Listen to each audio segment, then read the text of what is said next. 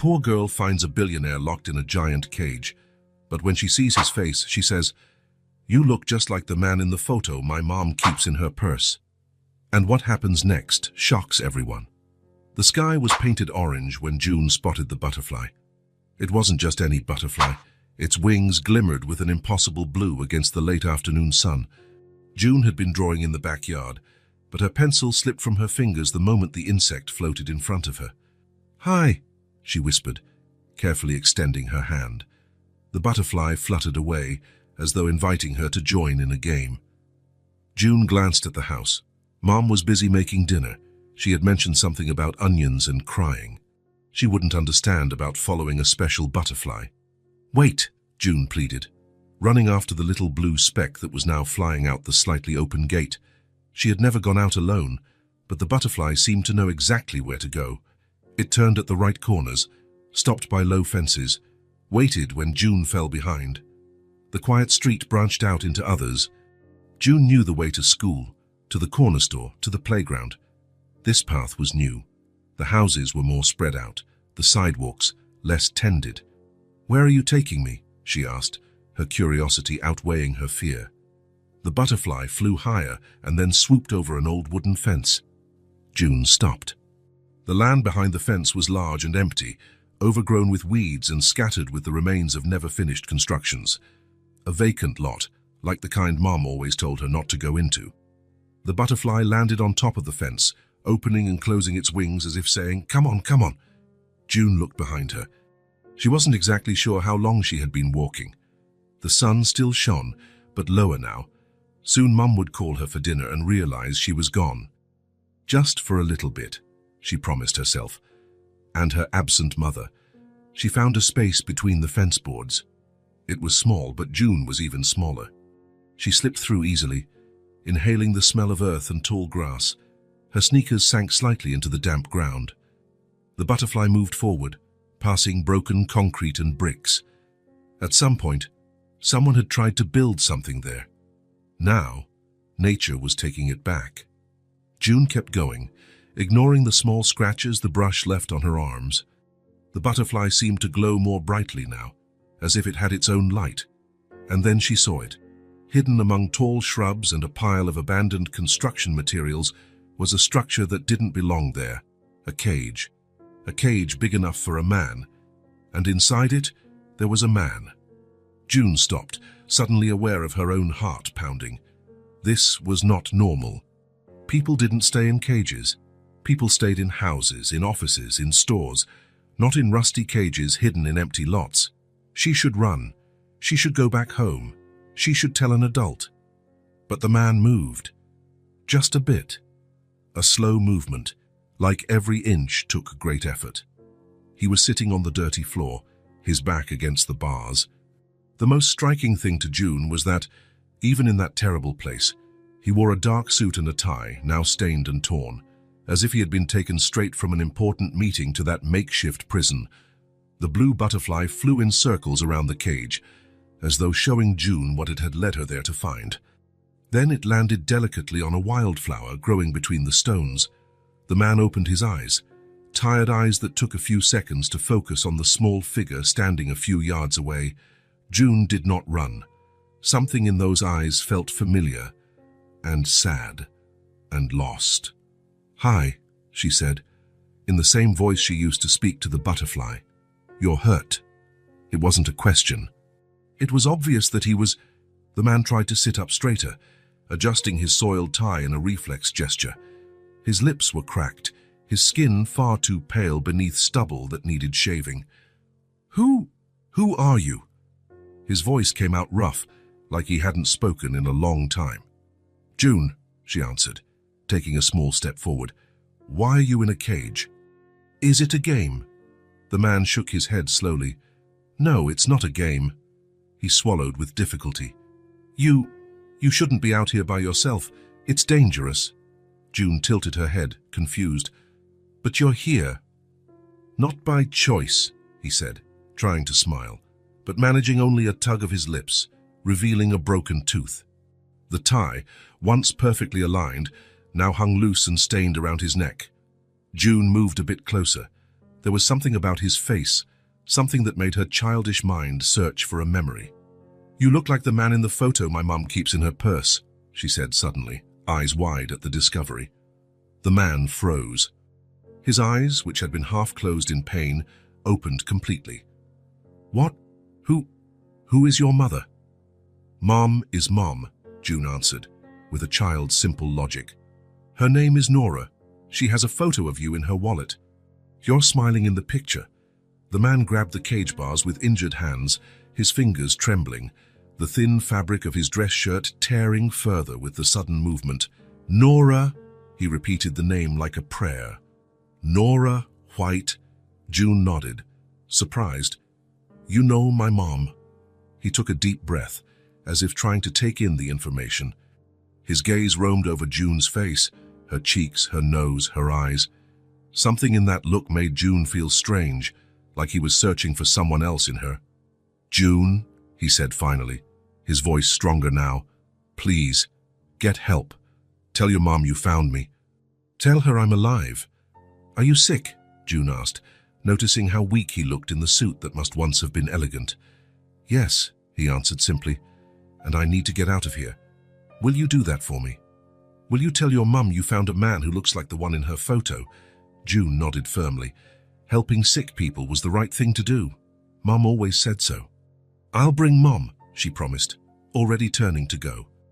"Wait," the man called out. How did you find me?"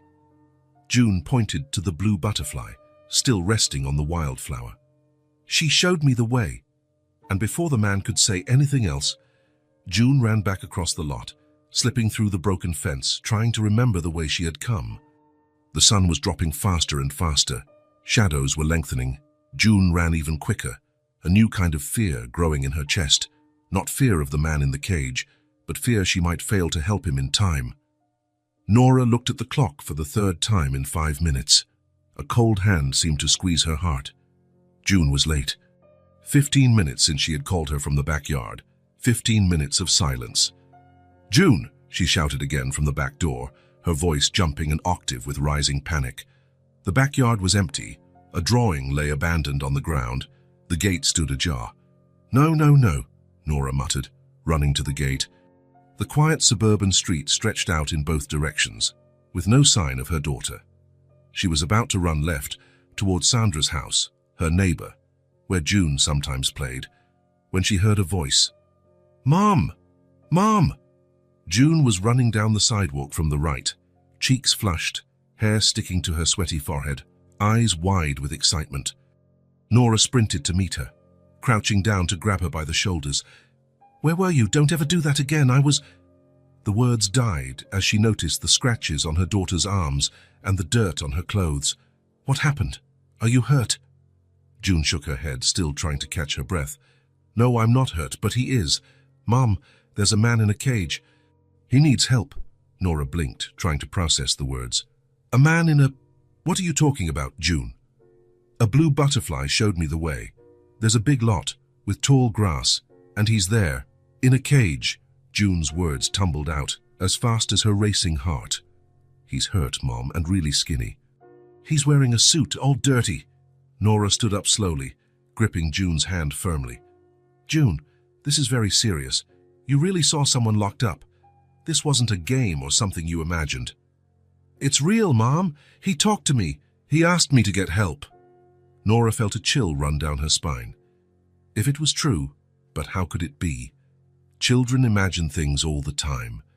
Maybe June had seen a homeless person, or someone resting near a structure that looked like a cage.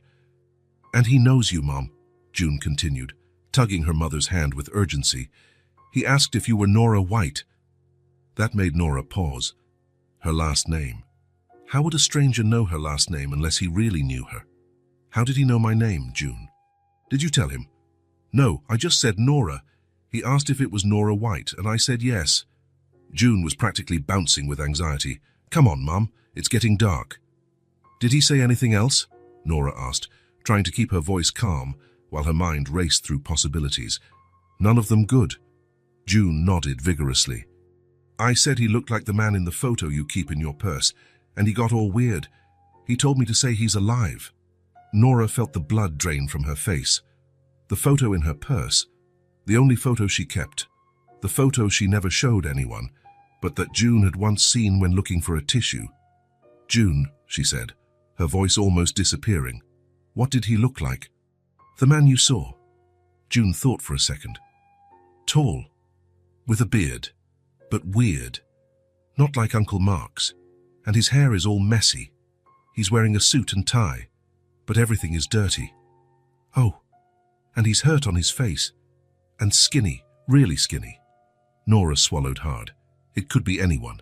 It had to be anyone. "I'm calling the police," she said finally, guiding June inside. "You'll show them where it is, but we'll go with help. Understand?" June nodded, relieved to be believed at last. "He's going to be okay, Mum." "We hope so," Nora replied, already dialing the emergency number, her heart beating so hard she thought it might burst from her chest. Officer Thompson looked from Nora to June, clearly skeptical. "So your daughter followed a butterfly into a vacant lot and found a man locked in a cage. Put that way, it sounded like a made-up story." Nora felt her cheeks burn. "I know how it sounds," she admitted. "But my daughter doesn't usually make up stories like this, and she knew details that had chilled her. Details about Joel, details June couldn't possibly know. "I can show you where it is," June insisted, tugging on the officer's uniform sleeve. "It's far, but I remember the way." Thompson sighed, looking at his partner, Officer Chen. She shrugged. "Doesn't hurt to check it out. Better than ignoring it and finding out later someone really needed help." "Okay," Thompson agreed. "We'll take a look. But you both stay in the car while we check, got it?" Nora agreed, holding June's hand as they walked to the squad car. Night was falling fast. How many hours had that man, whoever he was, been waiting for help?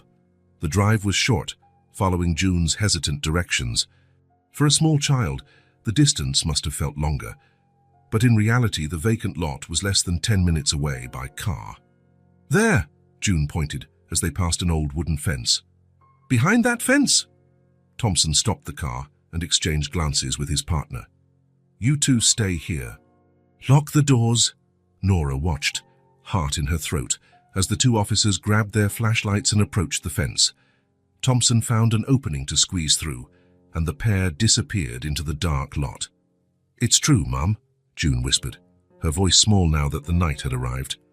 "He's there." Nora stroked her daughter's hair, speaking soothing words she didn't entirely believe. It was impossible. It couldn't be him. Joel had disappeared from her life a long time ago, by his own choice. Even if he were in town, why would he be locked up? Why would anyone do that? Long minutes passed. Nora could almost hear the seconds ticking in her mind, each one stretching into eternity. Then, through the squad car radio, came Chen's urgent voice. "We need an ambulance on scene. We have a male, approximately 35 years old, dehydrated, multiple injuries. He's conscious and wearing a business suit. Repeat, we need an ambulance right away." Nora closed her eyes. So it was true. There really was a man locked up in there. But it couldn't be. The radio crackled again. "Dispatch. Victim identified himself as Joel Holloway. Businessman reported missing 3 weeks ago. Confirm identity." The whole world stopped. The air froze in Nora's lungs. The name echoed in her ears like a deafening bell. Joel Holloway. The man from the photo. The man June had seen. The man who had once been part of Nora's life long ago. The man whose secret she had buried deep. "Mom?" June's voice seemed very far away. "You're crying." Nora touched her own face, surprised to feel tears. She hadn't realized she was crying. "It's okay," she lied, pulling June close. "You did the right thing. You saved someone's life today." In the distance, sirens began wailing, growing louder. Emergency lights painted the night red and blue. People were arriving, people with questions, people who would connect the dots. Joel was alive, and with him, the past Nora had carefully hidden was about to resurface, pushed by invisible hands that moved the pieces of a forgotten puzzle. The blue butterfly, unnoticed by everyone, landed on the roof of the squad car for a moment. Its wings glowed one last time in the pulsating lights. Then it took flight, disappearing into the night that now cloaked the city like a blanket. Central Hospital was buzzing with activity. Doctors and nurses hurried along the fourth-floor corridor, where the most serious cases were treated. Outside room 412, 2 officers stood guard, a necessary precaution when the victim of a crime might still be in danger. Joel Holloway had arrived the previous night, dehydrated, with 3 broken ribs, a fractured wrist, and numerous bruises. The expensive suit he had on when he was found had been cut away by paramedics and replaced with a hospital gown. His tie, saved in a plastic bag with his other belongings, was the only item left of his once impeccable image as a successful executive just 3 weeks earlier. The doctors called it a miracle. Based on his condition, Joel should have died days ago. His resilience surprised even the most experienced professionals. "He has something to live for," commented Dr. Rivera after stabilizing his vital signs. "Sometimes, that makes all the difference." In his room, Joel slept under medication. His face, now clean, showed features that had once kept Nora up at night. Thinner, skin marked by recent scars, but still recognizable as the man who smiled in the photo in her purse.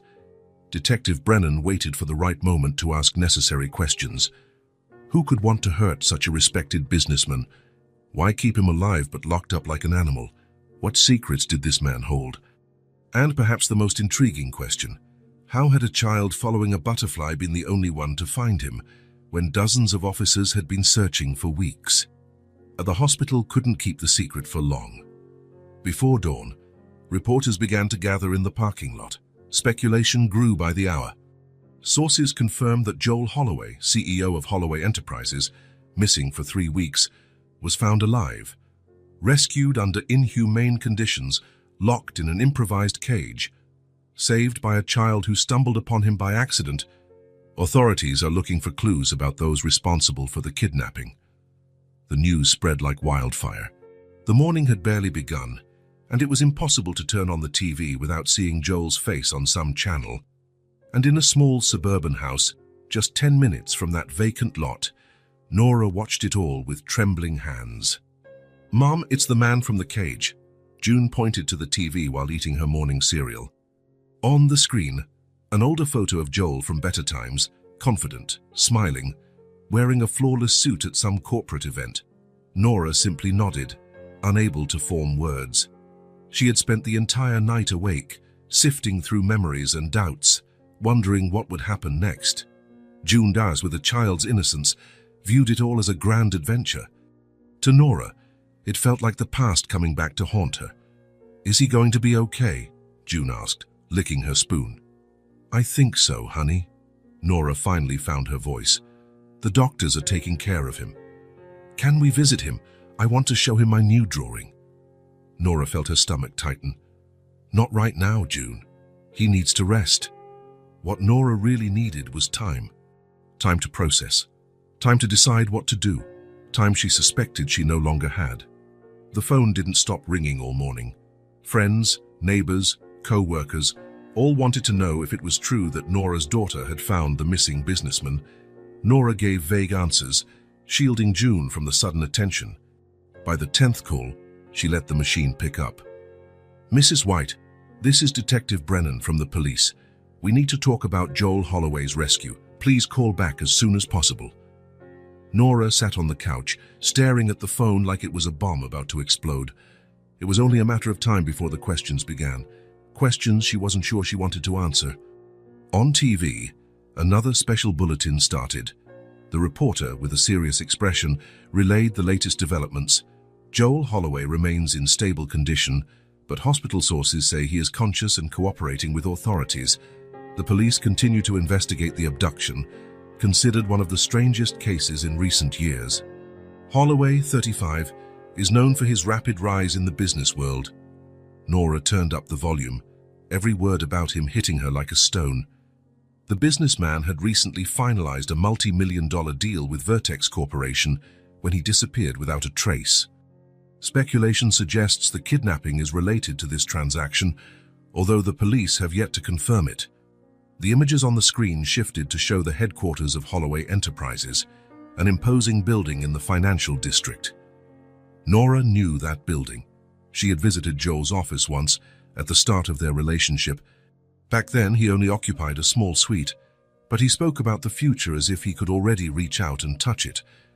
"I'm going to build something that lasts," he had said, eyes shining with ambition, something that makes a difference. And apparently he did just that without her, without knowing about June. The report continued, now showing the Holloway mansion, where Joel's mother, Vivian, had given a brief statement that morning. "My son is a fighter. He always has been. We're grateful he was found and confident in his full recovery. The family asks for privacy during this difficult time." Nora felt a wave of bitterness rise in her throat. Vivian Holloway, the woman who had made it clear years ago that Nora wasn't good enough for her son. The woman who intercepted letters, blocked phone calls, built walls between Nora and Joel when he traveled for business. "Mom?" 144. June appeared in the doorway, clutching a colorful drawing. Nora quickly turned off the TV. "Yes, honey. I drew a picture of the blue butterfly. Do you think he'll like it?" Nora looked at her daughter, big, expressive eyes, an easy smile, a slightly upturned nose, features that weren't hers, features that belonged to Joel Holloway. "I'm sure he will," she replied, her throat tightening. Deerstoel were Teeshaven that afternoon. Nora finally returned Detective Brennan's call. The conversation was brief, professional. Yes, June had found Joel by accident.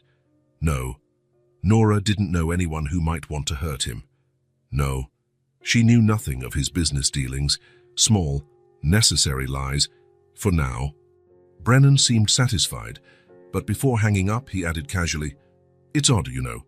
When we asked Mr. Holloway if he knew you or your daughter, he got very agitated. He insisted on thanking you personally." Nora closed her eyes, trying to control her breathing. Probably because June saved him. "Probably," Brennan agreed, though his tone suggested there was more to the story. "Anyway, once he's stronger, I'm sure you'll have a chance to meet." After hanging up, Nora stayed seated, phone still in hand. It was only a matter of time now. Joel was conscious. Joel wanted to see her. Joel would have questions. How long, she wondered out loud, how long until he looks at June and sees himself? She rose and walked to the small office where she kept important documents. At the bottom of the last drawer, hidden under a stack of bills, was a dark wooden box. Inside it, everything she had tried to bury. Letters never sent.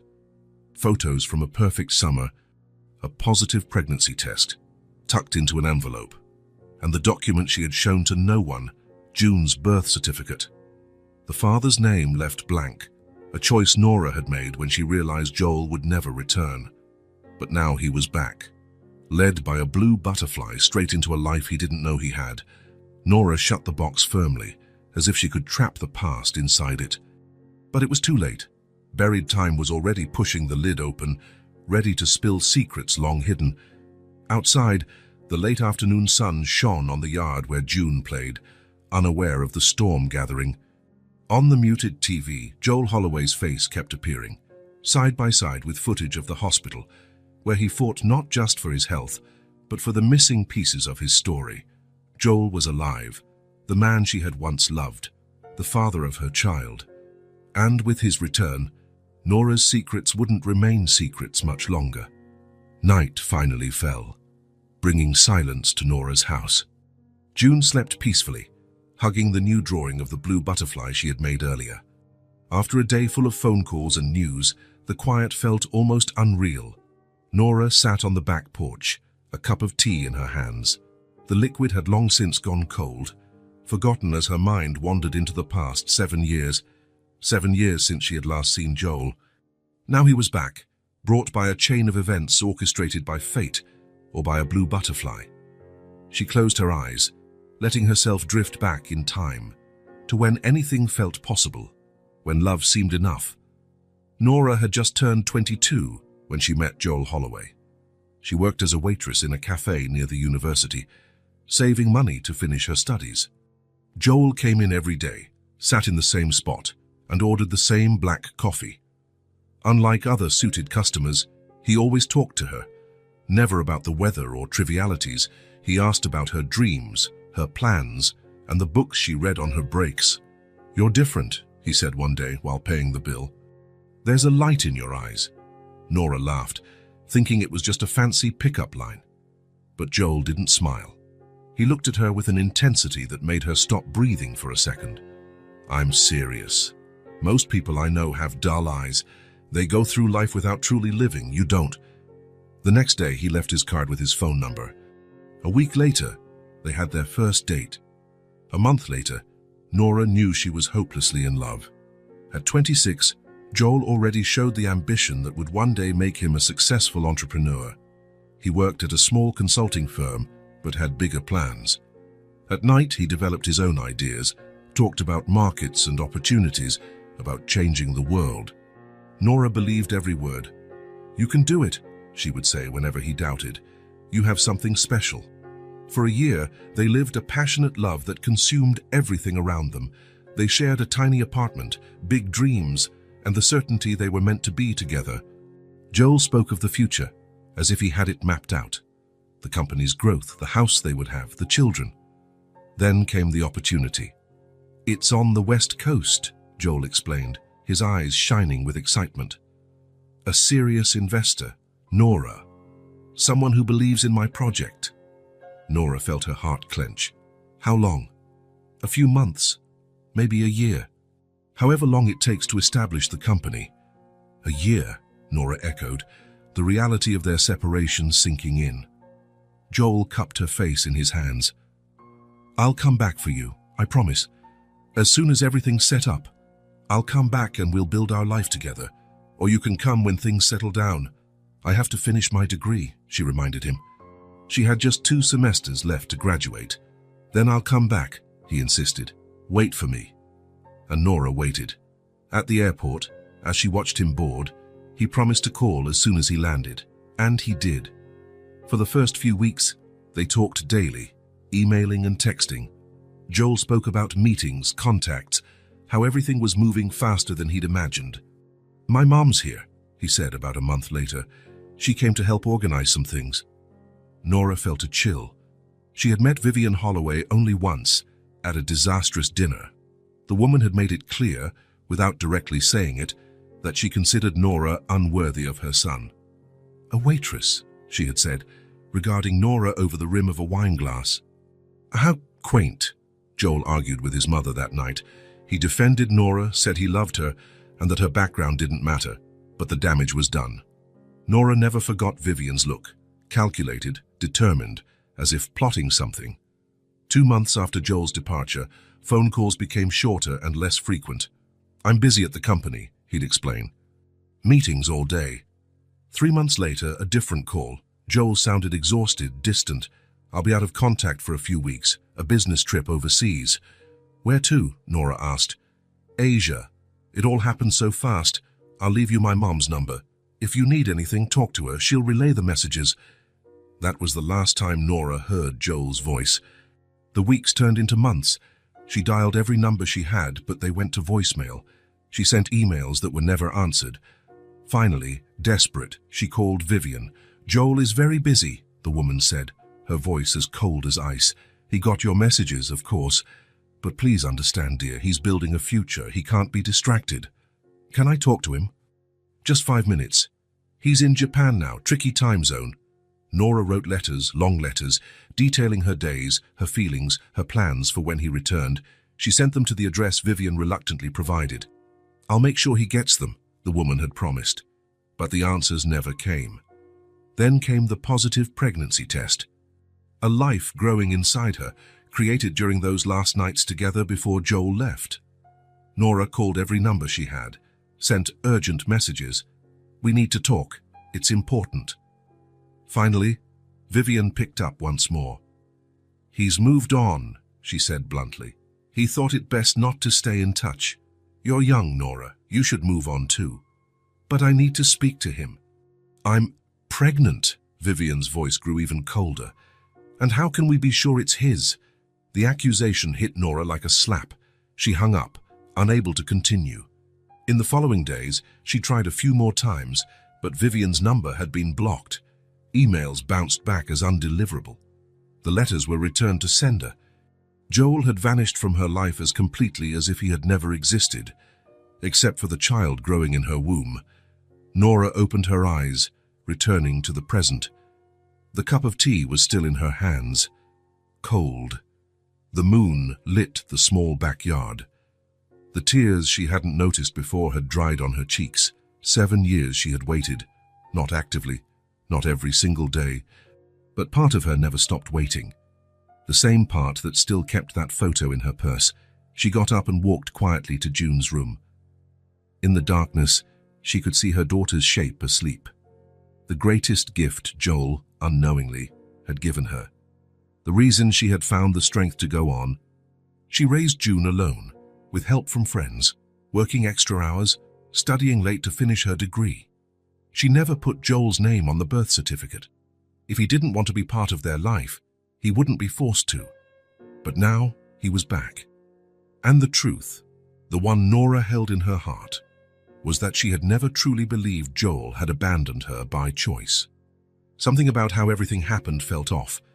The abrupt communication cut off, Vivian's cold words. Perhaps, Nora thought, lightly touching her sleeping daughter's face, perhaps it was time to find out what really happened. The invisible scars she'd carried for 7 years began to throb, reminding her of wounds never fully healed, wounds that would now have to be faced. The next morning brought a grey sky, as though even the weather was hesitant, torn between rain and sun. Nora stared at her open closet, trying to decide what to wear to the hospital. A part of her, the proud, hurt part, wanted to look good, strong, as though the last 7 years had been kind, not a constant fight. "Mom, we're going to be late," June's voice echoed down the hall. Nora grabbed a simple but elegant dress. She wasn't trying to impress anyone, she told herself. She just wanted to feel confident.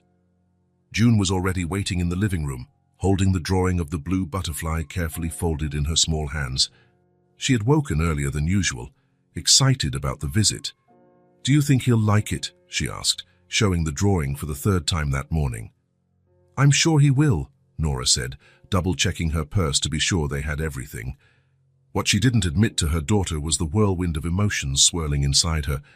Fear, anger, confusion, and a small, treacherous spark of hope that refused to die, a spark that had survived 7 years of silence. The drive to the hospital was short, but it felt endless. June chattered away, oblivious to her mother's silence. She talked about the man in the cage, about how the blue butterfly had shown her the path, about how happy she was that he was getting better. "He looked so sad in that cage," June said, gazing out the car window. "Do you think he has kids?" The question hit Nora unexpectedly. I don't know, honey. Why do you ask?" June shrugged.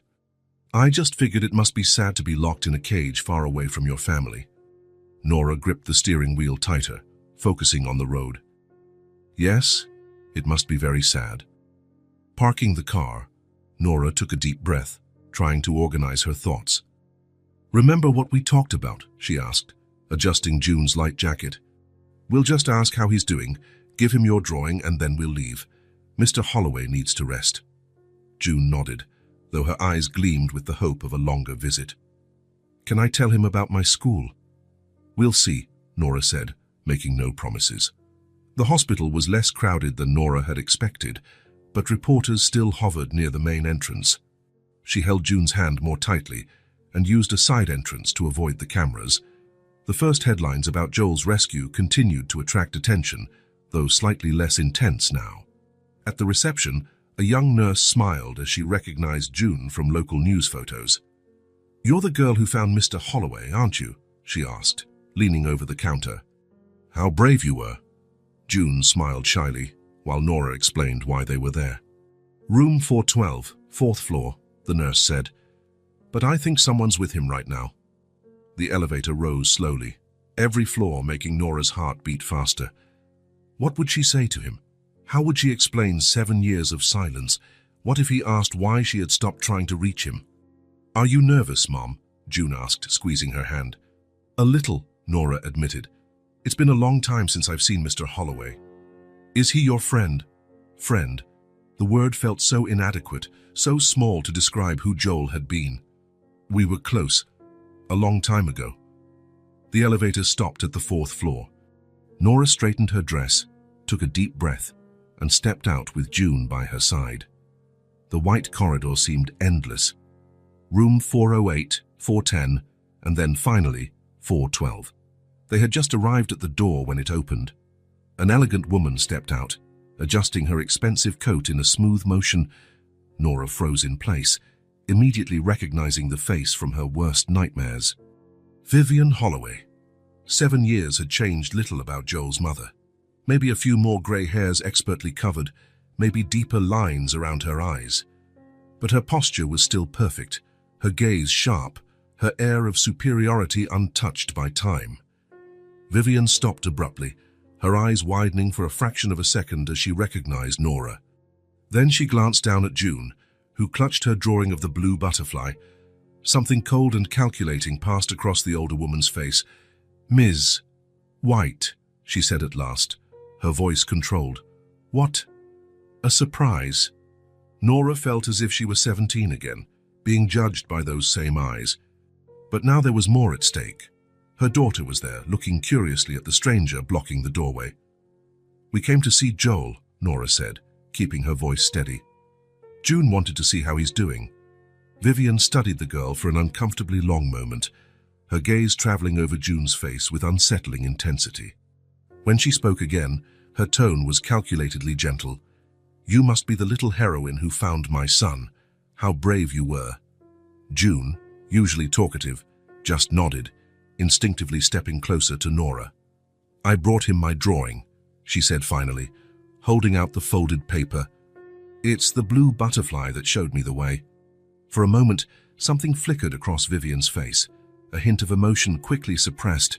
She looked at Nora again, and all traces of warmth vanished. "Joel is resting now. The doctors just gave him medication. June just wants to give him a drawing," Nora insisted. "We won't stay long." Vivian's expression hardened, and she took a step forward, effectively blocking the entrance. Her voice dropped to an icy whisper only Nora could hear. "He's finally coming back to a normal life. We're rebuilding what was broken." Her eyes flicked quickly to June. "I won't let you show up now and complicate things." "Not this time."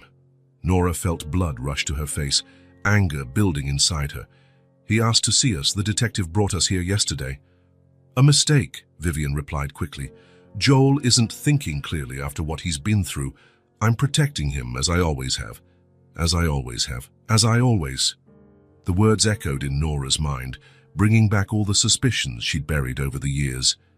The unanswered letters, the blocked calls, the messages that never arrived. "You don't have the right to stop this visit," Nora whispered, so softly, the words barely came out. "I was clear about wanting to see us." Vivian's face remained impassive, but her eyes shone with glacial determination. "You disappeared from his life for 7 years," she hissed, each word cutting like ice.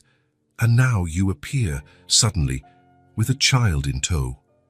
What's your plan exactly?" Nora met Vivian's gaze without flinching. "I'm not planning anything. June saved his life. She just wants to know if he's okay." "What a fascinating coincidence, don't you think?"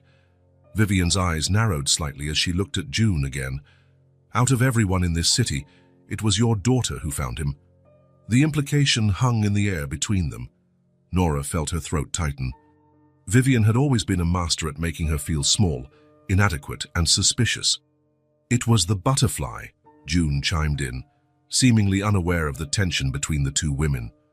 "She showed me the way." Vivian looked at the child with an expression mixing dismissal and curiosity. Then she turned back to Nora with a practiced smile. "Joel needs peace and quiet now. Not distractions from the past." "Mom," June tugged on the sleeve of Nora's dress, "can we give him the drawing now?"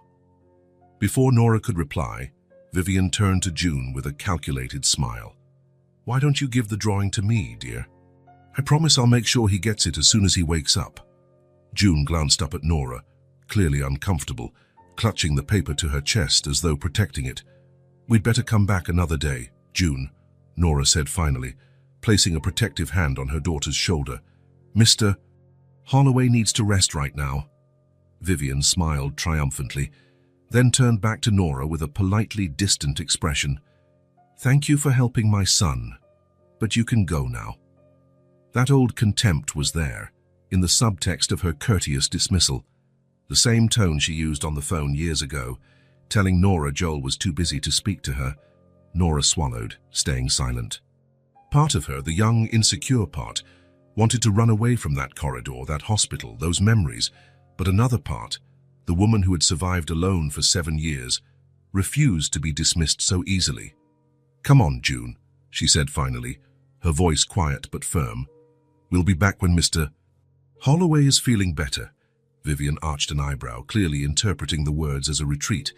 "There's no need to bother him again. The family appreciates your concern." "He asked for us," Nora repeated, staring at Vivian. "We will come back." Something in Nora's tone made Vivian's expression shift subtly. A flash of worry, perhaps even uncertainty, crossed the older woman's face. Nora took June's hand and turned away. She could feel Vivian Holloway's gaze piercing her back as they walked along the corridor to the elevator. "Mom, why doesn't that lady like us?" June asked when they were far enough away. Nora sighed, searching for words simple enough to explain something so complicated. "Some people are very protective of those they love." "But we just wanted to give him a drawing," June insisted, her child's logic unable to grasp adult complexities.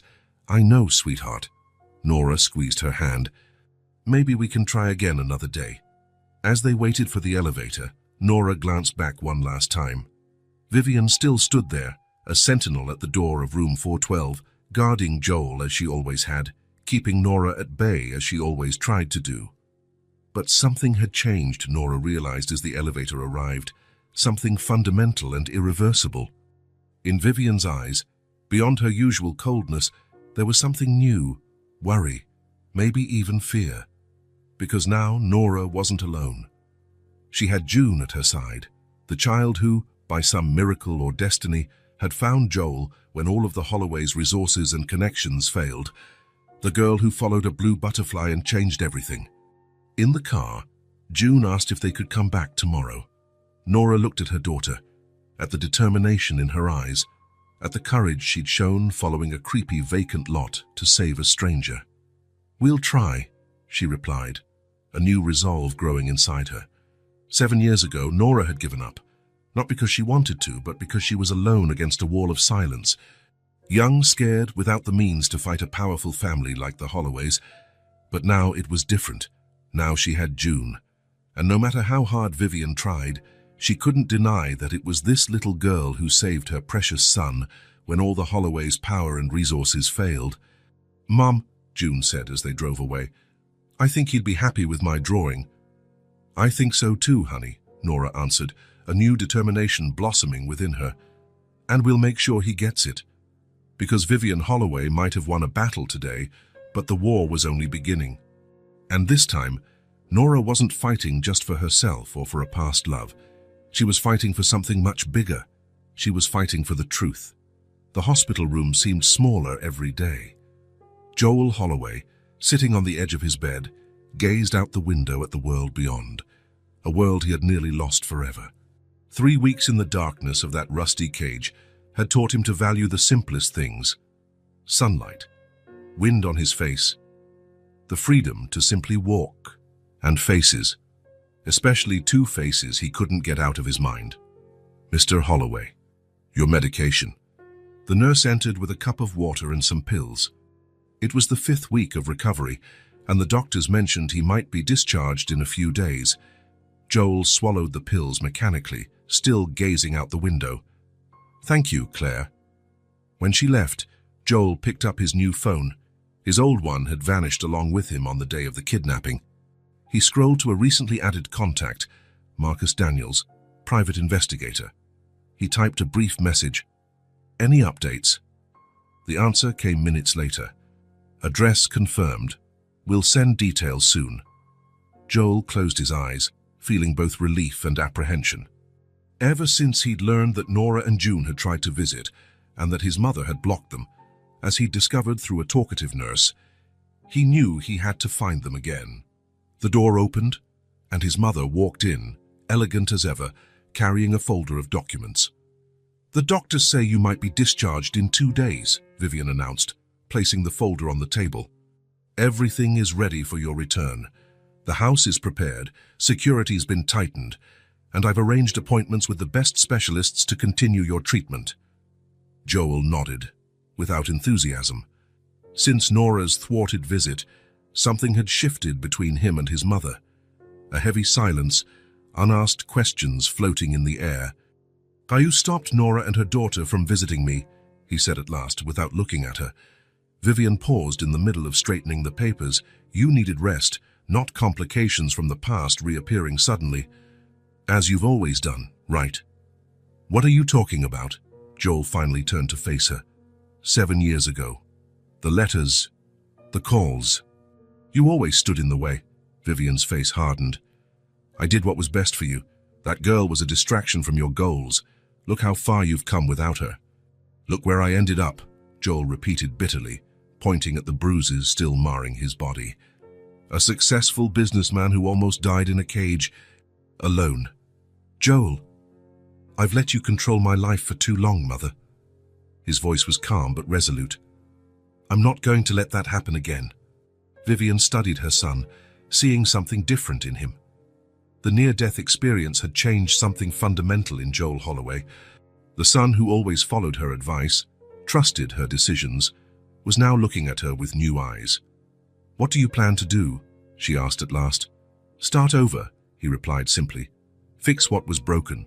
Reclaim the lost time." With her, after 7 years, Vivian shook her head. "People change, Joel. She's not the same girl you knew." A slight smile touched Joel's lips. "You're right. She's not. She's a woman who raised an amazing daughter, a daughter who saved my life when no one else could." Vivian grabbed her purse, clearly uncomfortable with the direction of the conversation. "Get some rest. We'll discuss this when you're thinking more clearly." After she left, Joel checked his phone again. Another message from Marcus Daniels. An address, a discreet photo of a yellow house with a small front yard, and a schedule when Nora usually arrived home from work, when June returned from school. Information that, in the wrong hands, would be invasive, but for Joel it was a map to a lost treasure. 2 days later, Joel was discharged. He declined his mother's offer to stay at the Holloway mansion. Instead, he took a cab to the hotel where his driver had left a car for him, a simple model, nothing like the luxury vehicles he used to drive. "Are you sure you're well enough to drive, Mr. Holloway?" the hotel receptionist asked, noticing Joel's still cautious movements. "I'm fine," he replied, though his wrist, just freed from its cast, still ached when he gripped the steering wheel. The address was in a quiet neighborhood about 20 minutes from downtown.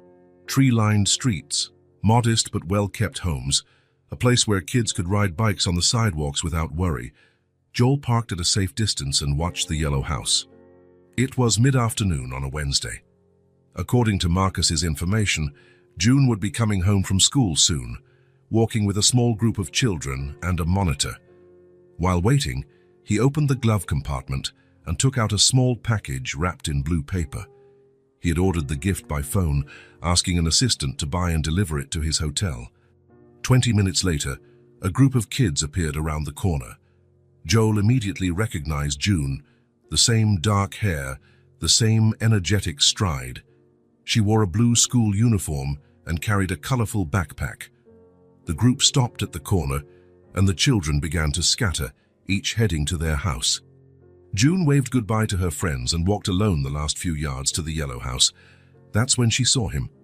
Joel had gotten out of the car and stood on the sidewalk, the blue-wrapped package in his hands, unsure of how to proceed. He didn't want to frighten her or look suspicious to the neighbors, but June didn't seem afraid. Her eyes widened in recognition, and a huge smile lit up her face. "It's the man from the cage," she shouted. To Joel's surprise, she dropped her backpack on the ground and ran toward him. Joel barely had time to brace himself before June crashed into his legs, hugging him without hesitation. The pain in his still healing ribs was overshadowed by the wave of emotion that swept over him. "You're better," June exclaimed, looking up at him with shining eyes. "You're not in the cage anymore," Joel laughed, genuinely touched by her enthusiastic welcome. "No, I'm not in the cage anymore. The doctors fixed me up." "Did you come to see our house?" June asked, taking his hand naturally as if they were old friends. "I came to see you and your mum," he admitted honestly. "Is she home?" June shook her head. "She'll be back later. But Mrs. Peterson is here." She pointed to the house next door. "She stays with me after school until Mum gets home." As if summoned, a grey-haired woman appeared at the door of the yellow house, clearly alarmed to see June talking to a stranger. "June, what did I say about talking to strangers?" she called, hurrying down the steps.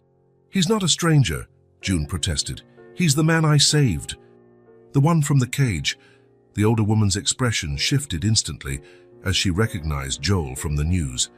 "Oh, Mr. Holloway, forgive me. I didn't—" "Don't worry," Joel said kindly. "You're right to be cautious."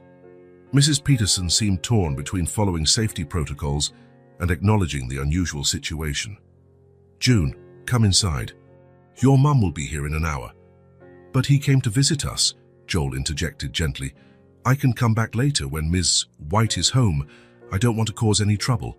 "Stay," June insisted, still holding his hand. "Mrs. Peterson makes chocolate chip cookies on Wednesdays. They're the best." The older woman blushed slightly but then smiled. "Well, considering the circumstances, maybe you'd like to wait on the porch for Mrs. White. I can bring you some coffee if you'd like." Joel accepted the invitation and soon found himself sitting on the porch of the yellow house, a cup of coffee in hand, with June chatting excitedly by his side, showing him her school drawings, talking about her friends, and describing the blue butterfly that disappeared after that day. "Mom said it went back to the forest," explained June, munching on a cookie. "But I think it came just to lead me to you. Then it left because its job was done." Joel smiled, touched by her childlike logic. "Then I owe a double thank you, to the butterfly and to you." An hour later, a car pulled up in front of the house. Joel's heart raced when Nora stepped out, carrying a work folder and grocery bags. She didn't see him immediately. She opened the trunk, grabbed more bags. June ran toward her, practically bouncing with excitement. "Mom, Mom, guess who came to visit?" Nora lifted her eyes, following June's pointing finger. The shock on her face was obvious. The bag slipped from her fingers, landing on the sidewalk. Joel stood up from the wicker chair, his still sore body protesting the sudden movement. They stayed like that for a moment, Nora frozen by the car, Joel on the porch, June in between them, looking back and forth without understanding the sudden tension. "Hi, Nora," he said finally, his voice low and uncertain. "Mrs. Peterson," sensing the intensity of the moment, quietly picked up her purse. "I'll be next door, Nora. If you need anything, you know where to find me."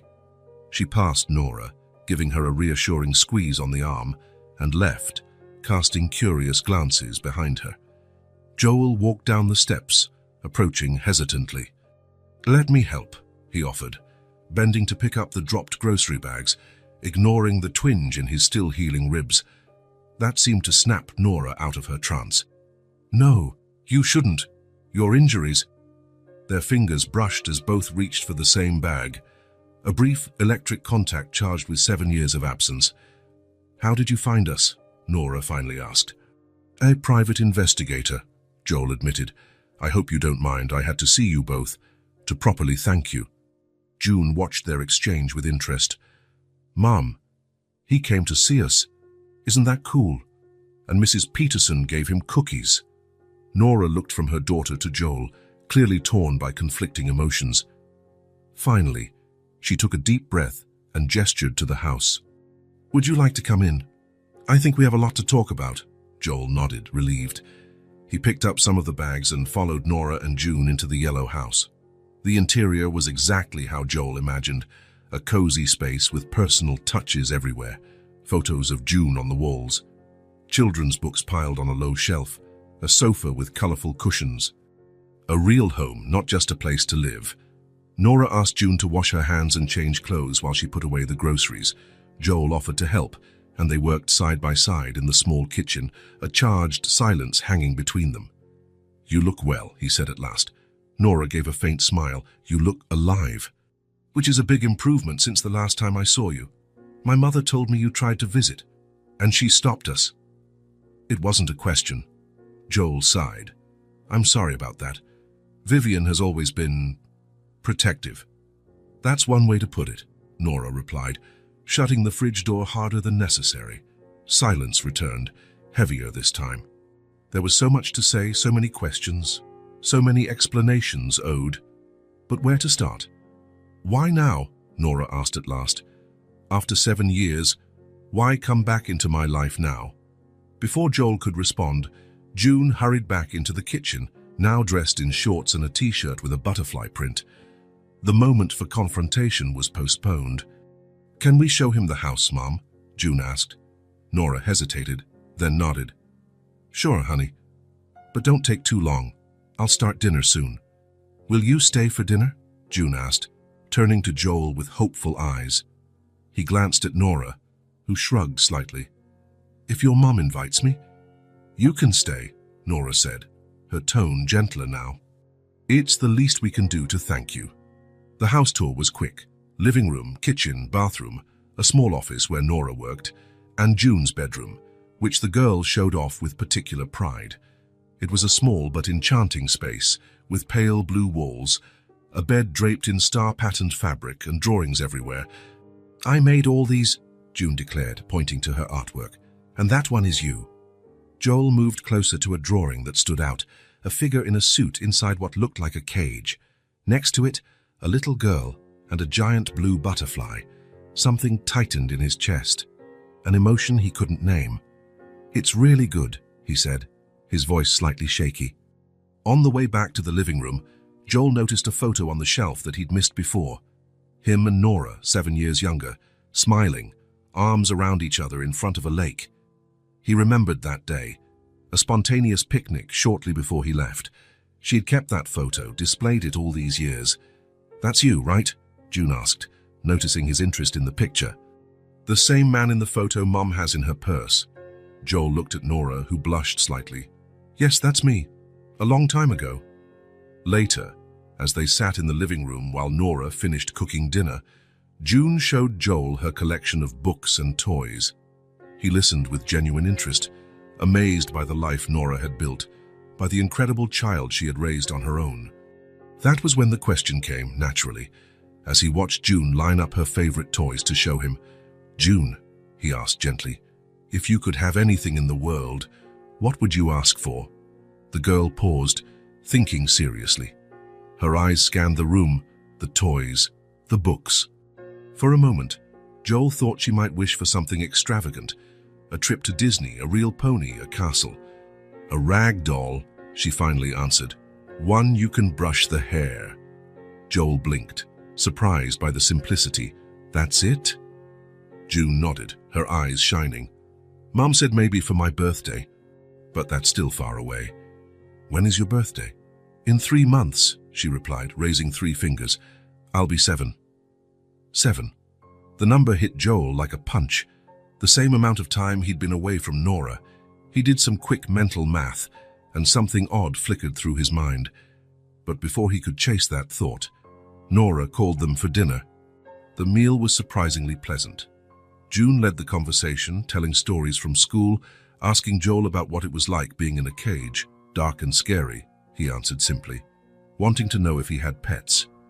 Nora stayed mostly quiet, watching them interact with an expression Joel couldn't fully decipher. After dinner, when June went to brush her teeth and get ready for bed, Joel and Nora finally had a moment alone. "She's amazing," he said, breaking the silence. "You did a wonderful job, Nora." "I did what had to be done," she replied simply. "Alone." The word hung between them, loaded with unspoken accusation.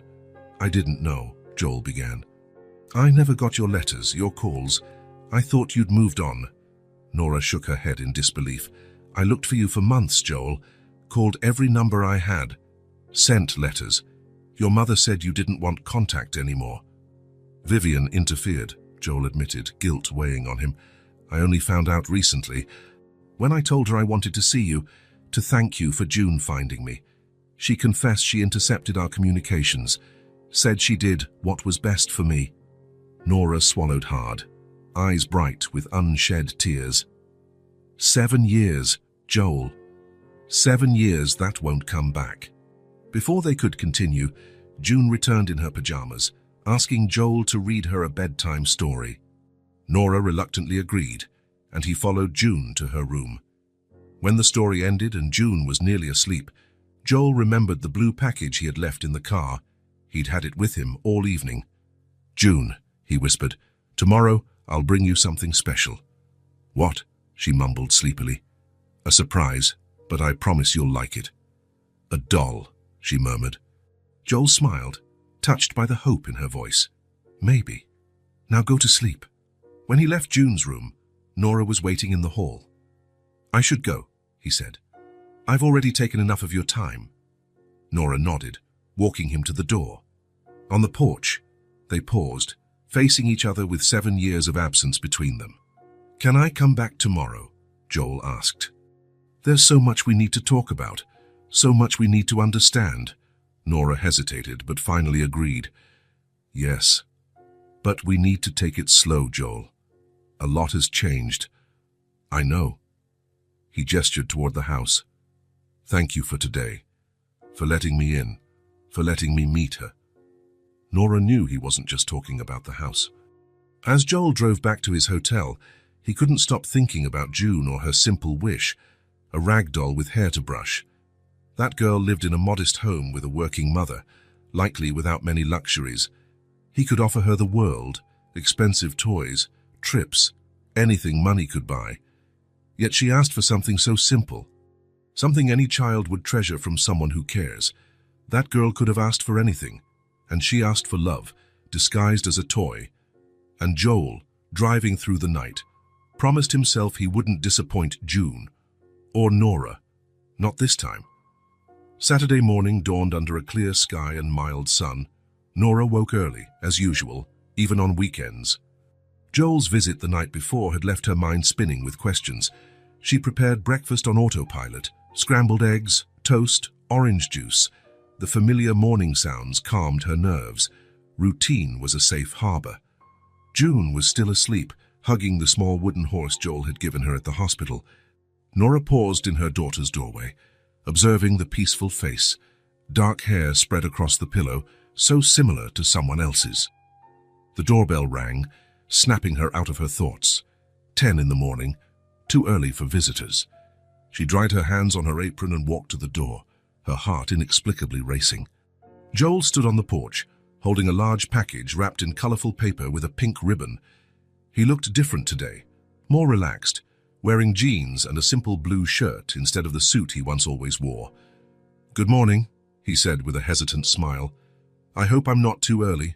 Nora shook her head. "No, it's fine. June's still asleep, but come in." Joel stepped inside, placing the package on the living room table. He seemed more at ease, more like someone who belonged in that space. "Coffee?" Nora offered. "I'd love some." They sat at the small kitchen table. Joel looked around the cozy space, floral curtains, June's drawings taped to the fridge, a plant hanging above the sink. "How did you manage?" Nora asked, breaking the silence as she poured the coffee. "What? The doll? You barely had time." Joel smiled, taking a sip. "I have my ways. After I left here, I made some calls until I found the right store. The owner opened just for me." "The privileges of being Joel Holloway," Nora remarked, a slight ironic note in her voice. "Actually, the privileges of being a man desperate not to disappoint a child," Joel corrected gently. Nora nodded, slightly embarrassed by her assumption. Another silence fell, less awkward, but still loaded with unspoken words. The sound of sleepy footsteps in the hallway signaled June's arrival. She appeared in the kitchen doorway, rubbing her eyes, her hair in every direction. When she saw Joel, her sleepy face lit up. "You came back!" she exclaimed, running to the table. "I promised I would, didn't I?" Joel smiled, surprised when June climbed into the chair beside him without hesitation. "There's something for you in the living room," he said, exchanging a quick glance with Nora. "Really? What is it?" June's eyes shone with excitement. "How about having breakfast first?" Nora suggested, placing a plate of scrambled eggs in front of her daughter. "But, Mom, your mother's right," Joel intervened gently. "The surprise isn't going anywhere." June, reluctantly convinced, devoured her breakfast at impressive speed. In record time, her plate was empty. "Done! Can I see it now?" Nora and Joel shared an amused look. "Brush your teeth first," Nora instructed. June practically flew to the bathroom. Left alone again, Joel and Nora exchanged a smile. "Has she always had this much energy?" Joel asked. "Always," Nora confirmed. "Since she was a baby, she'd wake up smiling." June returned in minutes, teeth brushed, face washed, wearing shorts and a t-shirt with stars. "Now can I see it?" "Sure," Joel said, standing. "It's in the living room." June dashed off, with Joel and Nora following behind at a calmer pace. In the living room, the girl circled the large, brightly wrapped box, her eyes evaluating its size and shape. "You can open it," Joel told her. "No second invitation needed." June tore through the wrapping paper with zeal. In seconds, the paper was on the floor, revealing a large box with a rag doll's picture. "A doll with hair!" June shouted, jumping with excitement. "Just like I asked for." But it wasn't just any doll. It was a premium version with extra accessories, combs, ribbons, spare outfits, even a tiny tea table. "Open it, hurry!" June pleaded, barely able to contain her excitement. Joel knelt beside her, ignoring the stab of pain in his still recovering ribs, and helped her pull the doll from the box. Together they removed it, a handmade creation of soft fabric, long yarn hair, embroidered eyes, and a meticulously detailed dress. "She's beautiful," June whispered, cradling the doll in awe. "I'll call her Blue, like the butterfly." Joel smiled, touched by the connection. "That's the perfect name." Nora watched the scene with an unreadable expression, joy mixed with something deeper. "June, what do you say when you receive such a special present?" "Thank you," June exclaimed, throwing her arms around Joel in a sudden hug that nearly knocked him over. Joel froze for a moment, caught off guard, before hugging her back gently. His eyes met Nora's over the girl's shoulder, a look filled with unspoken emotion. "You're welcome, kiddo," he finally replied. "You deserve it." The next few hours passed in a world of their own, a world created by June, where her new doll was the guest of honor. Joel let himself be pulled into that universe without resistance, leaving behind the successful businessman to become just another participant in children's play. In the living room, now turned into an improvised beauty salon, June carefully styled the doll's yarn hair, while Joel held mirrors and ribbons as instructed. "Have you ever brushed a doll's hair before?" June asked, fully focused on her task. "Actually, no," Joel confessed. "I'm new at this." "I can teach you," June offered seriously. "It's easy. You start from the ends and work your way up." Joel watched, fascinated, as June demonstrated, her small face scrunched in concentration. There was something mesmerizing about the seriousness with which she approached this simple chore. Soon, the doll had a fancy braid decorated with colorful ribbons. "Now it's your turn to brush," June declared, handing Joel the comb. "I'm not sure I can make it look as good," he hesitated.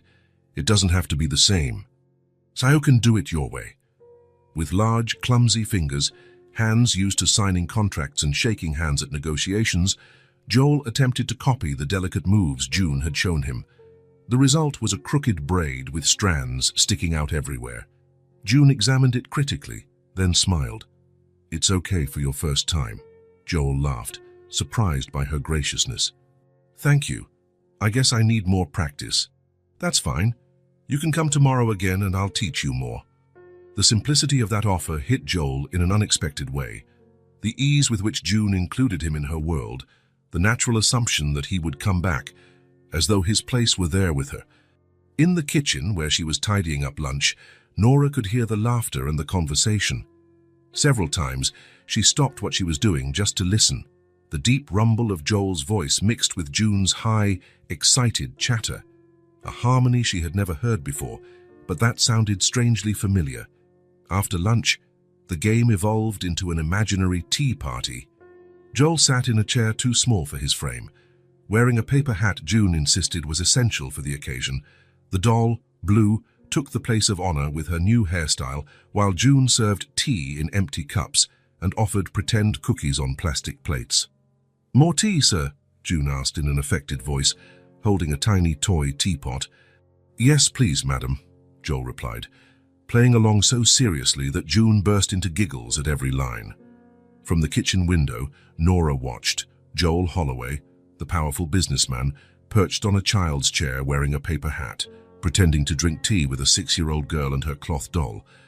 That was when the tears began. Silent, unexpected, rolling down her cheeks without warning. Nora braced herself against the sink, letting the emotion flow. They weren't just tears of sadness, though there was pain. Pain for 7 lost years, for moments like this that never were. They were also tears of relief, from an old wound finally exposed to the air. For the first time, she saw them as she had once dreamed in the early months of pregnancy, when she still believed Joel would return, father and daughter, bonded by something deeper than words or knowledge, an invisible connection that even 7 years apart hadn't erased. Nora quickly wiped her face when she heard June calling her name, inviting her to join the tea party.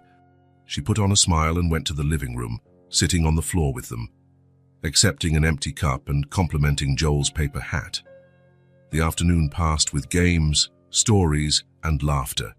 June showed Joel her favorite books, her drawings, her collections of colorful stones and dried leaves. Joel listened with genuine fascination, asking questions, treating each small treasure as if they were as valuable as the multi-million-dollar deals he once managed. And maybe they were. And the sun was setting, painting the sky orange. By the time June finally gave in to exhaustion, dozing off on the couch with the doll Blue clutched firmly, Joel covered her with a light blanket Nora handed him. "She had quite a day," he observed, looking at the sleeping girl. "I guess we wore her out." "You made her very happy," Nora replied. "I've never seen her so excited about someone." Joel felt warmth fill his chest. "She's an incredible kid, Nora. You did an amazing job." Nora gestured toward the porch. "Want to get some air? June will probably sleep for a while." The porch of the yellow house was small but welcoming, 2 wicker chairs side by side, hanging plants overhead, garden lights that automatically turned on at dusk. They sat in silence for a few minutes, watching the sky darken. "Thank you for today," Nora said finally, "for the gift, for spending time with her." It meant a lot to June. "It meant a lot to me too," Joel replied. "More than I can explain." Silence returned, more comfortable now, as if something had been settled. The lights in nearby houses began to flicker on, little yellow beacons in the growing darkness. "Can I ask you something?" Joel turned to face her. "Sure." "Why do you still keep my photo?" he asked softly. "June said you have one in your purse, and I saw the other on the shelf. After everything, after all the silence." Nora gazed at the horizon for a long moment before answering. "Because even when everything fell apart, I needed to believe it was real." Her voice was gentle but firm. "That what we had wasn't just something I made up. That the man I loved truly existed, even if he had moved on without me." Joel closed his eyes briefly, absorbing her words. "I thought you'd forgotten me," he admitted. "When I got no answers, when the calls stopped. I thought it was just a chapter in your life you preferred to close." Nora turned to him, surprised. "I never stopped trying to reach you, Joel. I was the one who got no answers." "What do you mean?" I waited." Her voice grew more intense. "For months. I called every number I had. I sent letters to the address your mother gave me, left messages with secretaries and receptionists. Nothing. Total silence." Joel swallowed, realization dawning. "Vivian." "Yes." The confirmation came bitterly, but without surprise. "Your mother. She told me you had chosen to move on, that you didn't want contact, that you had other priorities now." "She lied." Joel's voice hardened. "I never got your letters. I never knew about your calls. When I asked about you, she said you'd stopped looking for me, that you'd moved on with your life. She showed me a magazine," Nora continued, remembering clearly. A photo of you at an event, arm in arm with another woman. He's found someone from his own world, she told me. And you believed it. What else could I do? You never answered, never called. Nora turned to face him, pain clear in her eyes. I even tried when I realized I was pregnant. I begged your mother for your contact. Joel went pale. You told her you were pregnant. I started to. She cut me off. She asked how she could be sure the baby was yours. She said you wouldn't want to know anyway. A heavy silence followed. 7 years of life shaped by lies, choices made on false information. I'm sorry, Joel said at last, for not realizing what she was doing, for trusting her when she said you'd moved on. Nora shook her head slowly. I fell for it too. I believed you'd simply chosen another life. Joel reached out hesitantly, brushing his fingers across Nora's on the arm of the chair, a delicate, almost shy touch. What do we do now? He asked quietly. With all this truth? Nora didn't pull her hand away. I don't know. I just know I can't keep pretending you're just the man June saved. Not after today. Not after seeing you two together. I'll talk to Vivian tomorrow, Joel said, a clear decision in his voice. I'm going to confront her about what she did. Be careful, Nora warned. She won't give up control easily. She already lost it, Joel answered with a certainty that surprised them both. The moment I realized what she did, that control ended. She just doesn't know it yet. Night wrapped around them, shading the small porch in gentle darkness. Two worlds that had been kept apart for so long were beginning to reconnect, cautiously but hopefully. Thank you for today, Joel said, still lightly holding Nora's fingers. It was more than I deserved. It was exactly what June deserved, Nora replied, and maybe what all of us needed. They stayed like that, side by side on the porch of the yellow house, linked not only by the past they once shared, but by the newly discovered truth of what really happened. Both victims of the same silence, orchestrated by Vivian, and for the first time in 7 years, that silence had finally been broken. The Holloway mansion stood imposingly against the morning sky, its white columns and tall windows reflecting the sunlight. Joel parked in the circular driveway, staring at the house where he'd grown up. It had never truly felt like home, more a monument to the family's ambitions than a place of warmth. After all he'd learned from Nora the night before, he knew exactly what he had to do. He couldn't put off this conversation any longer. The butler answered the door with usual formality. Mr. Holloway, your mother is in the library. Joel dismissed him with a nod and walked down the familiar corridor. Each step echoed on the marble floor, matching the resolve he'd never felt so strongly before. He found Vivian seated in her favorite armchair, reading reports with glasses perched on her nose. At 60, she remained elegant and commanding, hair perfectly styled, pearls at her neck, posture flawless. Joel, she said, looking up with a carefully measured smile. What a pleasant surprise. I didn't expect to see you today. We need to talk, he replied, staying on his feet. Something in his tone made Vivian's smile falter slightly. About what? About Nora. About the letters she sent me 7 years ago. About the lies you told. A heavy silence filled the library. Through the large window, the sun cast shadows of books on the shelves, creating geometric patterns on the Persian rug. I don't know what you're referring to, Vivian said at last, though her voice betrayed a tension rarely heard. Please, Joel said, stepping closer. Don't insult my intelligence. I spoke to Nora yesterday. We compared stories. Vivian removed her glasses slowly, folding them with methodical precision, buying time while she recalculated her approach. I see you found her again, despite my advice, she said, a note of studied disappointment in her voice. It wasn't advice, Mother. It was manipulation. Like so many times before. Joel, you're emotionally vulnerable after what happened, Vivian argued, standing up. That woman is taking advantage of you. Stop, Joel interrupted, with a firmness that surprised them both. You have no right to talk about her like that, not after what you did. Tense silence followed. Vivian studied her son as if truly seeing him for the first time. There was a new resolve in his eyes, a determination never there before. What exactly do you think I did? She asked eventually.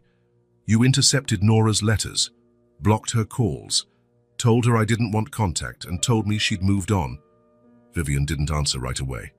For a moment, she seemed to consider denying everything. Then something changed in her expression, not regret but resignation, as though she realized the game was up. You were young, she said finally. You had your whole future ahead of you. Opportunities that couldn't be wasted on a teenage romance. So you admit it, Joel said. No surprise, just confirmation of what he already knew. I did what any mother would do. I protected your future. Joel shook his head in disbelief. It wasn't protection. It was control. You decided what was best for me without giving me a choice. You would have ruined your life, Vivian said, her voice growing hard. That girl, that relationship, they didn't match your goals, your potential. I had to protect your future. The truth finally out, hanging between them like a ripped veil. Joel regarded his mother, the familiar face now revealing a calculated coldness he had chosen not to see before. And in doing so, you destroyed what I most wanted to live, he replied, voice low but firm. Vivian stepped closer, touching his arm, a maternal gesture she often used to calm disagreements, to regain control. Look at everything you've accomplished, Joel. The company, the success, the respect, everything we dreamed of. Everything you dreamed of, he corrected, pulling away from her touch. You never asked what I truly wanted. You were too young to know what you wanted? And now, am I still too young? Do I still need you to decide what's best for me? Joel walked to the window, looking out at the meticulously designed gardens, so controlled, so artificial, like the life his mother had planned. How many other decisions did you make for me? He asked. How many opportunities, relationships, experiences did you filter because they didn't fit your vision of my life? Vivian's silence was answer enough. I'm going to pack my things, Joel said, heading toward the door. I'm not coming back to this house. Where will you stay? Panic bled into her voice. With that woman? With that child? My decisions are no longer your concern. Joel, please, Vivian persisted, following him down the corridor. Think about what you're doing. Don't throw away everything we've built over sentimentality. Joel stopped, turning to face her one last time. There was no anger in his gaze, just a surprising calm. I'm not throwing anything away. I'm starting to build something for myself, something real. He climbed the stairs to his old room, gathering some clothes and personal items into a single suitcase. When he came back down, Vivian was waiting in the foyer, composed, but with eyes that betrayed her worry. You'll regret this, she said as Joel walked to the door. When you realize the mistake you're making. The only mistake I made was letting you decide my life for so long. Leaving the Holloway mansion, Joel felt the weight of decades of expectations fall from his shoulders. For the first time in his adult life, he was genuinely making his own choice, and it was the most liberating thing he'd ever experienced. Rain fell in sheets when Detective Brennan called Joel. 3 days had passed since his confrontation with Vivian, and Joel was staying at a hotel near Nora's house. Though she'd offered the guest room, they agreed they needed time, for June, for themselves, to process all that was happening. Mr. Holloway, Brennan's voice sounded urgent. We have new developments in your case, significant ones. Can you come to the police station today? Did you find out who was behind the kidnapping? Joel's heart sped up. We'd prefer to talk in person, and you might want to bring your lawyer. An hour later, Joel and his corporate attorney, Martin Wells, walked through the doors of the Central Police Station. The place was bustling, typical of a Monday afternoon, but Joel hardly noticed the commotion. His mind was set on one thing, finally learning who had kept him captive for 3 weeks. Brennan received them in a meeting room, not a typical interrogation space. A good sign, Joel thought. Next to him sat Marcus Daniels, the private investigator Joel had hired to find Nora and also investigate the abduction alongside the police. Mr. Holloway, Mr. Wells, thank you for coming so quickly, Brennan began, placing a thick folder on the table. We've been working with Mr. Daniels for the past 48 hours, and the results are surprising. Marcus leaned forward. Joel, we know who did this, and we have solid proof. Who? Joel almost whispered the question. Brennan slid a photograph across the table. The familiar face froze Joel's blood. Graham Voss, his partner for 8 years, his friend from college. The man who attended corporate events as a guest of honor, who dined at his home, who knew every detail of his personal and professional life. "This makes no sense," Joel murmured, staring at the photo. "Graham, are you sure?" Marcus nodded solemnly. "Absolutely. We traced financial transactions, phone records, and vehicle movements. He hired the men who captured you, rented the vacant lot through a shell corporation, and fabricated an alibi by leaving town on the critical dates. But why?" Joel still couldn't process the betrayal. "He has everything. He's a major partner in the company, has shares in every deal, has—" "It wasn't enough," Brennan interrupted, opening the folder. "Based on the evidence, including emails and messages from his devices, Voss intended to take over Holloway Enterprises entirely. Your disappearance was the first step. Martin Wells, the attorney, skimmed the documents. How long did he plan to keep you missing?" "From what we found, at least 2 months," Marcus explained. "Long enough for you to be officially declared missing, enabling him to trigger certain clauses in your partnership contract." Joel recalled the contract revision from the previous year. Graham had insisted on adding contingency clauses in case either partner became incapacitated for an extended period. At the time, it seemed prudent. Now the sinister motive was clear. "What would happen after 2 months?" Joel asked, though he suspected the answer. Marcus and Brennan exchanged looks. Brennan replied, "We didn't find explicit plans for a final outcome, but there were searches on his computer about body decomposition and remote areas a few hours from the city." Joel closed his eyes briefly, absorbing that revelation. Graham hadn't just betrayed him, he had planned his murder. "Did he act alone?" Joel asked, regaining composure. "From what we uncovered, yes," Marcus confirmed. "The men hired for the capture had no idea who you really were. They were told you were a debtor, and to keep you alive until further orders. They were paid through offshore accounts we traced back to Voss. We arrested those men 2 days ago," Brennan added. "They confessed and identified Voss as the ringleader." Martin Wells stood, adjusting his suit. "And Graham Voss? Has he already been taken into custody?" "We're on our way to arrest him now," Brennan said. "We wanted to let you know first, Mr. Holloway, given how personal this betrayal is. Also," he hesitated for a moment, "we thought you might want to be there." Joel considered it. Graham Voss, the man he'd known since he was 20, who witnessed his climb in business, who apparently envied him to the point of plotting his death. Yes, he decided. I want to see him when he's arrested. The Holloway Enterprises office occupied the top 5 floors of a downtown high-rise. Joel knew every corridor, every room, every detail of the place he'd built from the ground up. Now he followed Brennan and 2 uniformed officers to the executive level, where Graham was likely to be. The receptionist's eyes widened at the sight of Joel entering with the police. "Mr. Holloway, we didn't know you'd be in today." "Is Graham in his office?" Joel asked, ignoring the curious stares of employees starting to gather. Yes, in a meeting with the finance department," the young woman stuttered. Joel motioned to Brennan, who moved forward with the officers.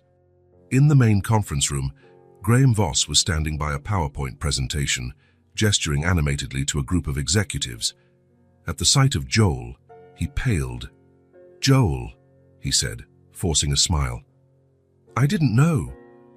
"Graham Voss," Brennan interrupted, stepping forward with a paper in hand.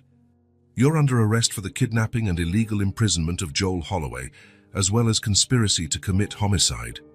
The silence was absolute. The executives looked from Graham to Joel, stunned. Graham, for a moment, looked about to deny everything. Then he saw Marcus enter the room with a box of evidence, and something in his eyes shifted. "You weren't supposed to be found so soon," he said at last, surprisingly calm. "It was a perfect plan." "Plan?" One of the executives stood. "What's he talking about, Joel?" "He abducted me and planned my death to take over the company," Joel replied, his eyes fixed on the man he'd once called a friend. "Driven by envy and lust for power?" "It's more complicated than that," Graham protested as the officers handcuffed him.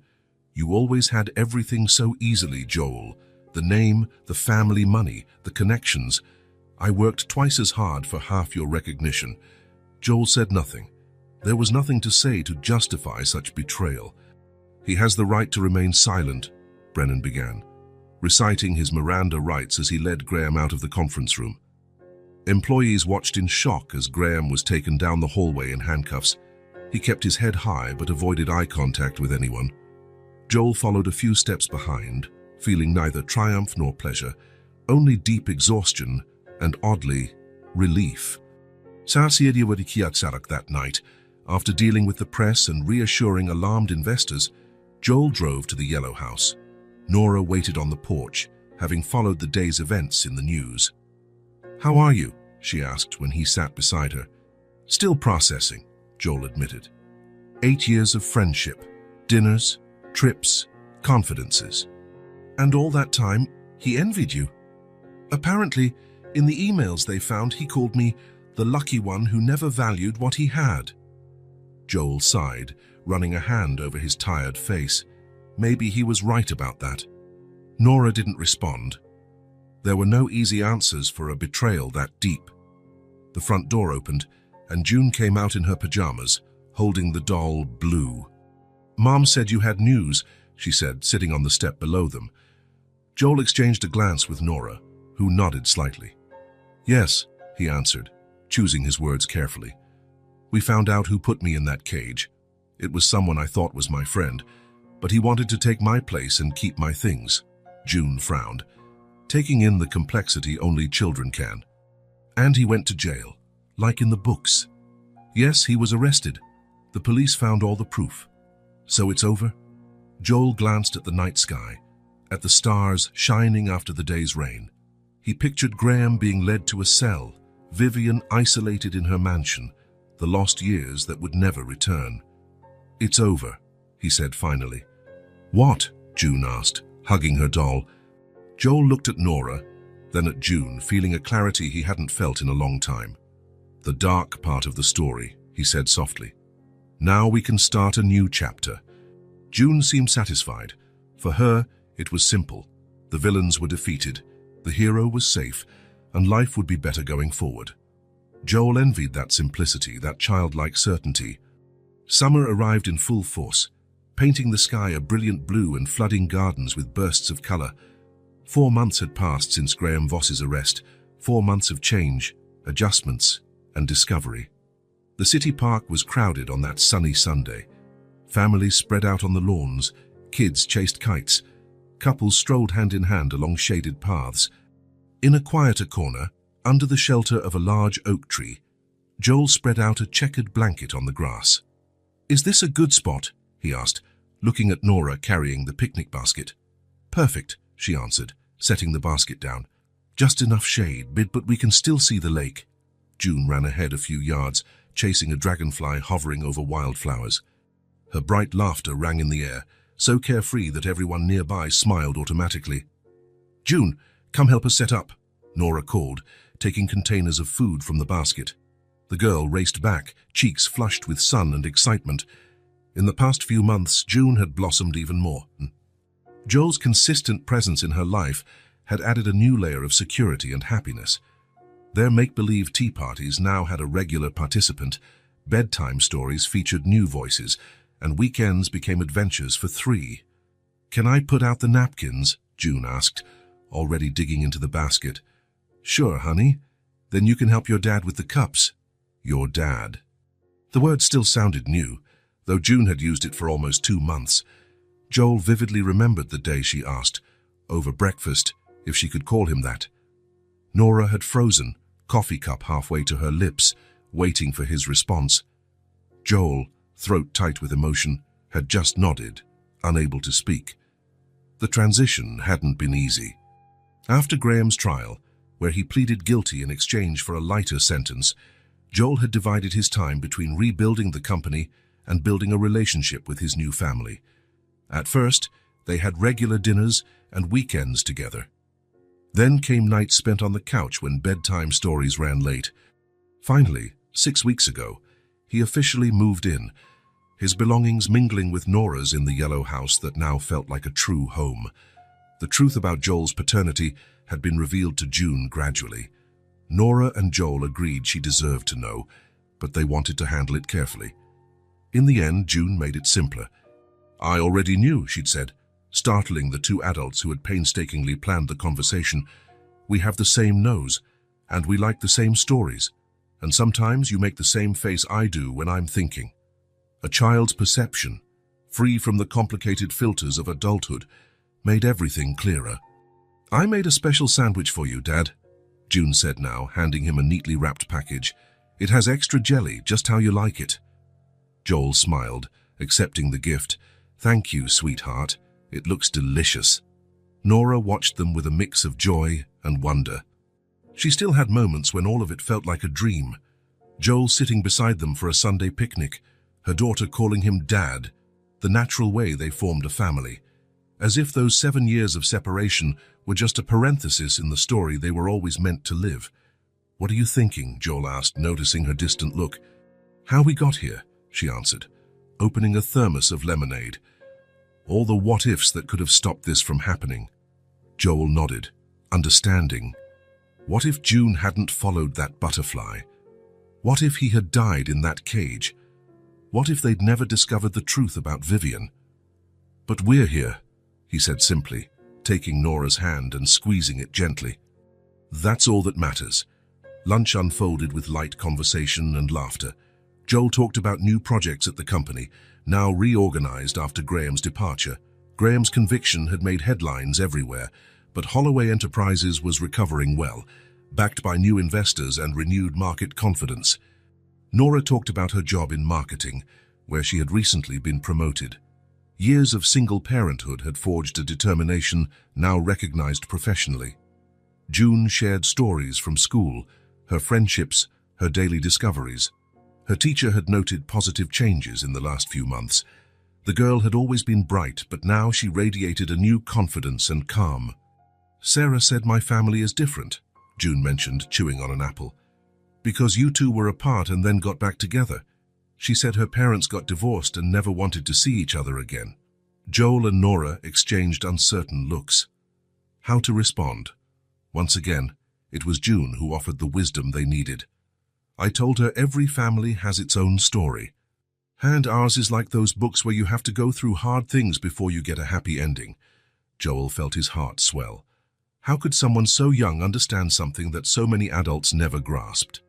After they finished eating, Joel lay down on the blanket, using the backpack as a pillow. June snuggled up next to him, and together they began spotting shapes in the clouds. "That one looks like a dragon," Joel pointed. "No, it's a horse with wings," June corrected. "A Pegasus." "Yes, how did you know?" Joel smiled, ruffling his daughter's hair.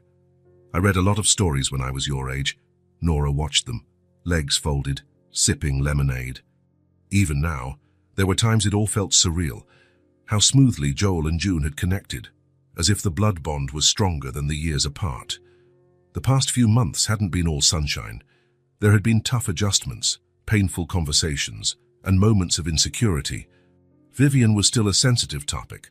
Although she'd attempted to reconcile, the relationship remained tense. Trust, once broken, takes time to mend. Joel insisted on family therapy. "I don't want to repeat old mistakes," he'd explained. "I want to do this right." It proved a wise choice. The sessions helped the three of them navigate the complex waters of becoming a family again. Practicalities of merging two adult lives also posed challenges. Nora, used to making all decisions alone, sometimes struggled to share responsibilities. Joel, accustomed to independence, occasionally felt out of place in the routines Nora and June had established. But day by day, small hurdles were overcome, and the new dynamic became more natural. Suddenly, June stood up, her eyes wide as she stared at something above them. "Look, look!" she cried, pointing at the air. "It's her, the blue butterfly." Joel and Nora followed her gaze. Floating gracefully over the nearby flowers was a butterfly with bright blue wings, shimmering like pieces of the sky in the sunlight. "Do you think it's the same one?" Nora asked, getting to her feet for a better look. "I'm sure," June took a few steps toward it, which didn't fly away. "It's the same one that led me to Dad that day." Joel joined them, watching the butterfly circle above the three of them, almost as if inspecting the newly united family. "She knew," June said with absolute conviction, unique to children. "She took me right to you."